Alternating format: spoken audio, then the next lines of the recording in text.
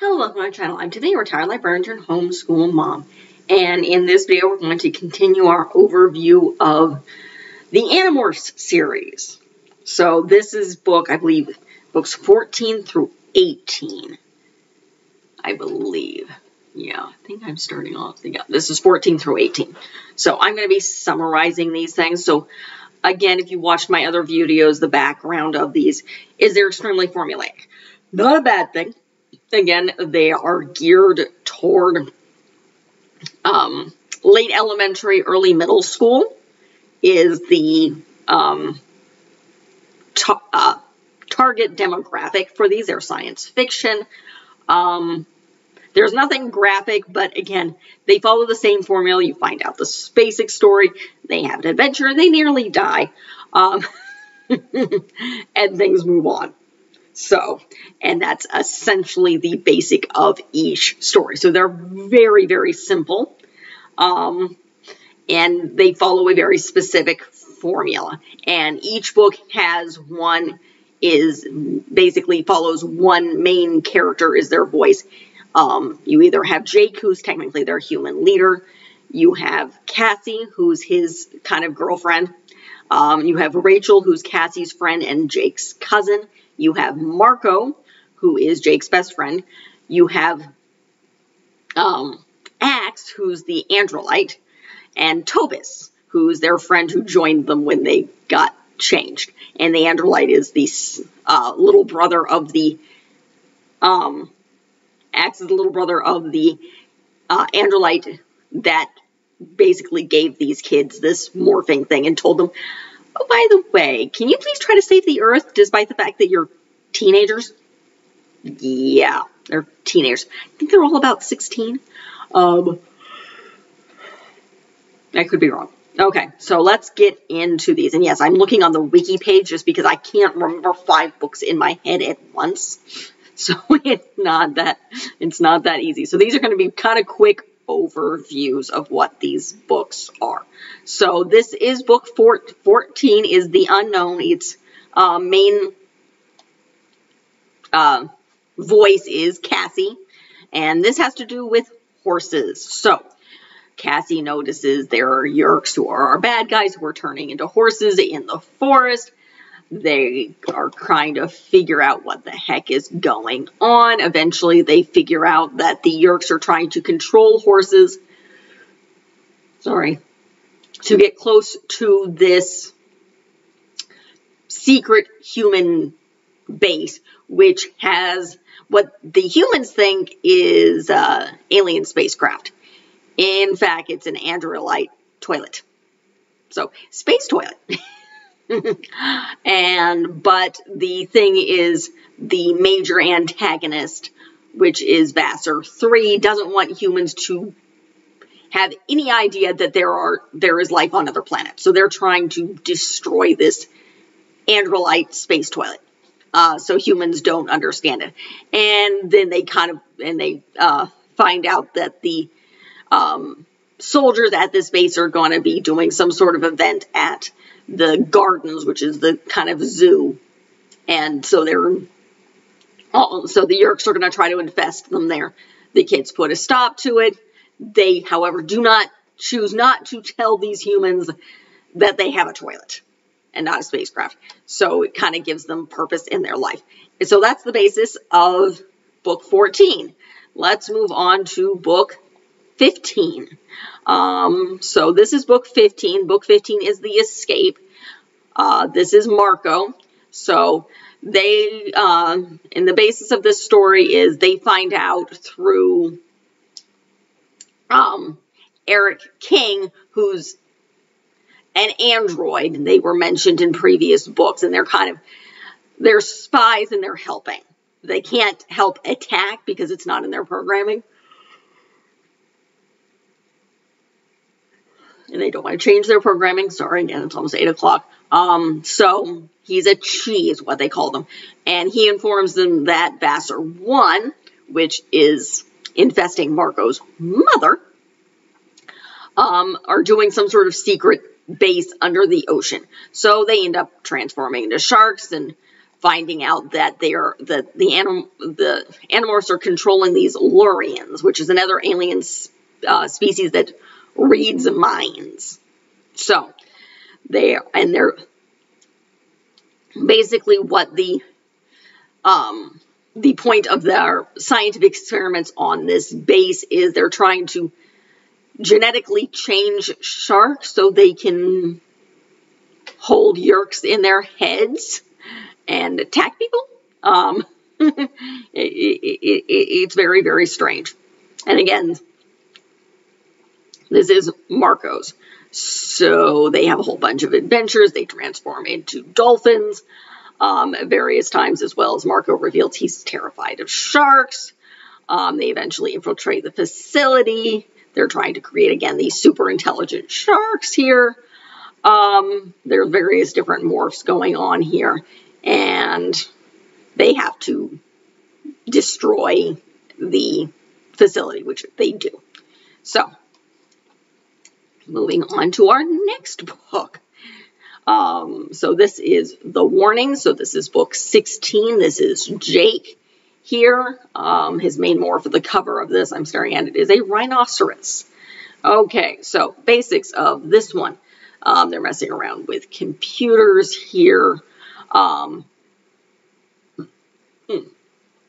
And they want to check out the most recent, oh no, this is, yes, the computer, where they're finding a chat room where there are, like, people talking about the Yeerks, and they're infiltrating this, and they eventually try to find out where this person is.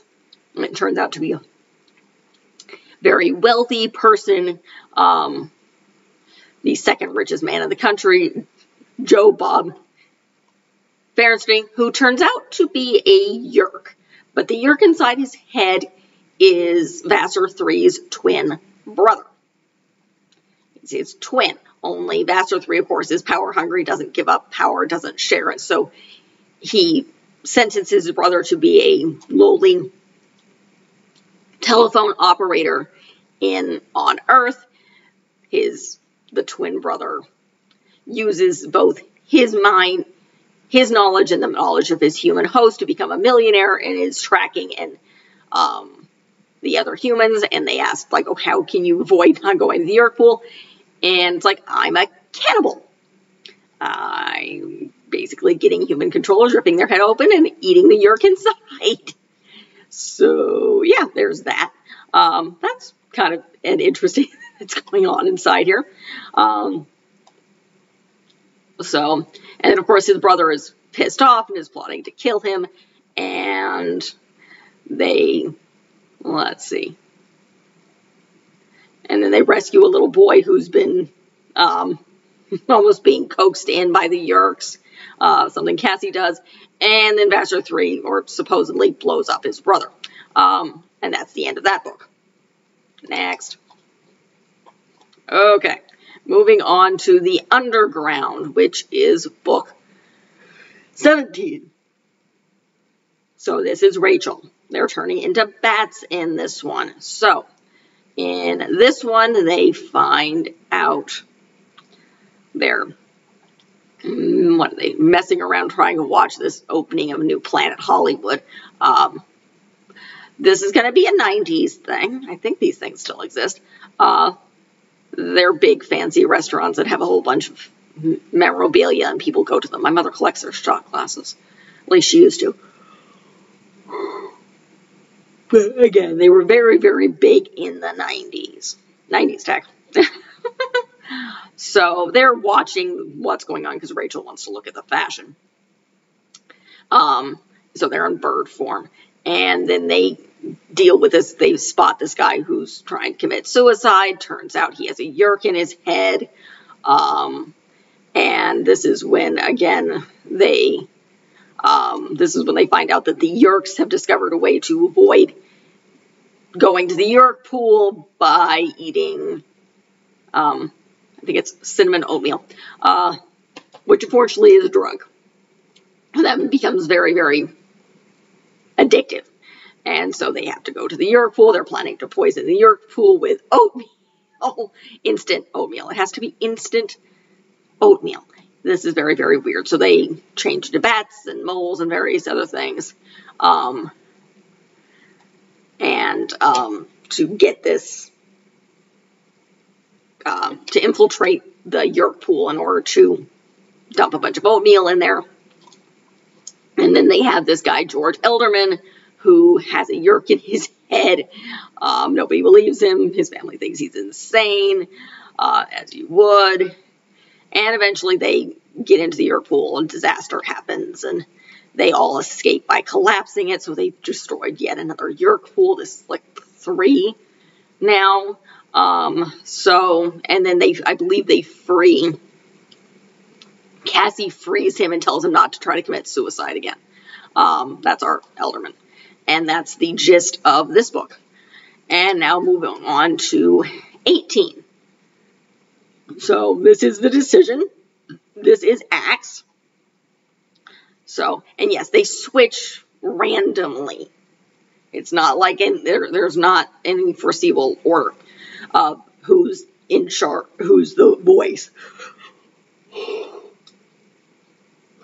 So, in this one, they find out that the human controllers have essentially kidnapped a Secret Service agent, and unfortunately they hit him with a car.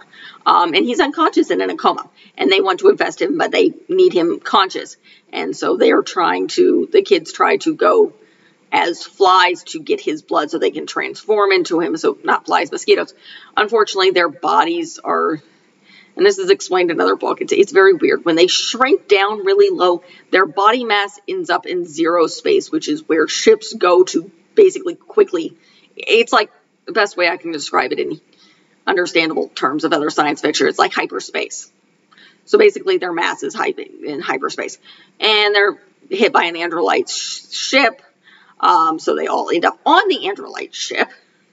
And Axe stops paying attention to his friends who are locked up. And it turns out the captain of the ship is a traitor. And his friends get out and come and help him. They end up on the Lorien ship, and the Lyrans, the mind sensing thing, and they end up trying to blow things up. The people try to help them. Eventually they keep disappearing because essentially they're they're going back in mosquito form, and it ends, and then they try to blow things up. The Animorph volunteers, they try to deactivate the bomb while Marco disappears. Then Jake disappears, and then Axe eventually disappears, and then the Secret Service wakes up from his coma, is now ready to be invested, and for some reason they leave. And head back to the mall. And that's how this one seems to end. Do a quick double check, and just because I'm curious. What the heck? No. Moving on. There we go. Alright. But that is the end of that grouping, anyway. So that's kind of blending on a clip note. A cliffhanger thing. So that's where we are. We're at, this is 14 through 19. Again, these things are really, really formulaic. This is not a bad thing. This is great to introduce science fiction to young kids. It will also keep them distracted, because not only do you have these 53 books, there's a bunch of other stuff going on, and they are creating the graphic novels. So that is in process. So that is coming alive slowly. So these things are coming back. I don't know. I didn't notice when I read the first 3 graphic novels that they're changing the tech at all. They might, if they're trying to base this on a new audience. Because again, they're talking about landlines and malls, which are not all that common. I think there's maybe 1 or 2 indoor malls left in my area. Maybe. Most of them are being destroyed because they're not being used. So, and other very 90s stuff, again, like Planet Hollywood, which was really, really big in the 90s, late 90s when these came out. So that is it for the review of this section. Again, I'm trying to do them like in groups of 5 because, again, there are 53 of them. So I cannot do them one by one because that would take way too long. And there's not enough information to do a decent video on one because, again, the chapters are really short. They normally have maybe like 25 or less. I'm reading them in ebook form, so I'm not sure of page numbers, but I'm guessing these are sticking under 200. Because I have not actually, I'm pretty sure they're pretty thin books. Because again, the demographic is late elementary, early middle school. That is the demographic. It can be male or female. They're great science fiction. But again, they're very, very formulaic. And that's not, again, not a bad thing. Great for this age group. There's lots of stuff for them to read. Great distraction, great fun books. So we will move into I will be moving into 19, 20, 21, 22, 23. So into 23. We're getting there. Slowly we're getting there. I'm also doing Anne of Green Gables right now. Though I'm not. This is being filmed March 13th of 2023. So once I'm finished with the Animorphs here, I'm going to be rereading Anne of Green Gables and doing those videos along with whatever else is going on during that time period, because I'm doing some interesting January videos on some advanced crafting stuff. We're talking glass blowing and things. Black History Month, Women's History Month. I'm doing some stuff on the Titanic. That's April. I'm doing Asian History Month, focusing on Angel Island. June, I'm doing Western immigration, focusing on Ellis Island. Then I'm doing women inventors. And then I'm doing, what is August? No idea what August is. I know I'm doing Beauty and the Beast in September. Can't remember what the heck I'm doing in August. Jump over this real quick. August. Blah, blah, blah, blah, blah, blah. What on? I think it's cooking. Yes, I think I'm doing, for some reason, yes, doing food-related stuff come August. Again, September, I'm doing an in-depth look at Beauty and the Beast. I've already done this with Cinderella, if you want to check out those. September. October, I'm doing space. November, I'm doing the Hindu celebrations, Diwali, and then December, I'm doing mysteries. The other two, besides Anne of Green Gables and here at the Animorphs, the series that I'm doing Boxcar Children and then Wings of Fire. So that's, all this stuff is incoming. So, like and subscribe, leave a positive comment if you have one. Check out my backlog. I have a bunch of other stuff. Book reviews, film reviews, I'm consistent.